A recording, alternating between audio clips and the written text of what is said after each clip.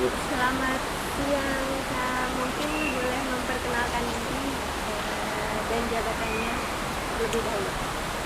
Oke, perkenalkan nama saya Aldi Putra. Saya di sini sebagai associate, terutama di bidang biodiversity, lebih spesifiknya lagi di bidang herpetofauna atau reptil amfibi. Mungkin sebagai bridging nih, bahas tentang katak. Apa sih bedanya katak sama kodok? Katak dan kodok sebenarnya ini lebih ke apa ya? Lebih ke perbedaan serapan kata. Jadi sebenarnya katak dan kodok itu diambil dari kata serapan dari bahasa Inggris. Katak itu frog, kodok itu dia toad gitu. Sebenarnya sendiri di Indonesia itu lebih banyak lagi spesies katak. Itu ada yang disebut bancet, ada yang disebut dengan belentung gitu. Jadi katak dan kodok itu karena memang kita menyerap dari bahasa Inggris, yang di luar itu hanya ada dua, terutama di area di Eropa ya. Di Eropa itu hanya ada dua dari katak itu genusnya, yaitu si toad itu kodok, katak itu frog gitu. Oke, langsung masuk ke pertanyaan. Kalau katak punah, apa yang akan terjadi pada kita?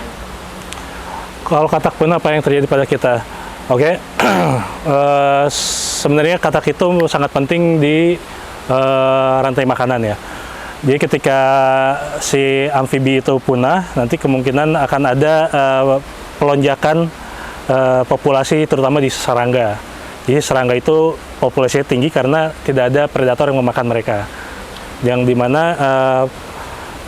pemakan serangga itu lebih banyak di taksa amfibi. Berarti katak itu punya peran ya di Ekosistem, ya. jelas. Katak ini memiliki beberapa peran di ekosistem. Yang pertama itu yang tadi sempat dibahas juga sebagai pengendali hama atau pemakan serangga. Lalu yang kedua itu dia bisa menjadi bioindikator lingkungan. Jadi beberapa jenis katak itu mereka itu fase burudunya itu spesifik, hanya dapat hidup di air dengan kualitas tertentu, di suhu tertentu, ketinggian tertentu, dan bahkan di substrat tertentu gitu. Lalu si amfibi ini juga beberapa jenis itu penting untuk menjaga ekosistem perairan dari eutrofikasi dengan memakan alga gitu.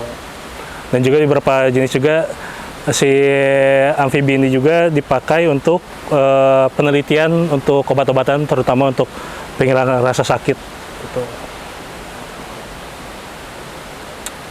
Nah, kira-kira apa yang bisa kita lakukan untuk membantu melindungi katak dan habitatnya? Oke, untuk melindungi katak dan habitatnya terutama di ekosistem perairan ya. Yang pertama itu kita diusahakan untuk menjaga sumber air, terutama di area hulu ya. Dengan cara tidak membuang sampah di sungai, tidak menggunakan pestisida atau bahan-bahan kimia yang membahayakan, yang dapat merusak ekosistem perairan. Ya. Terus, Ini kayak mantap lo punya tadi gimana? Tapi ada lah satu lagi mantap ya.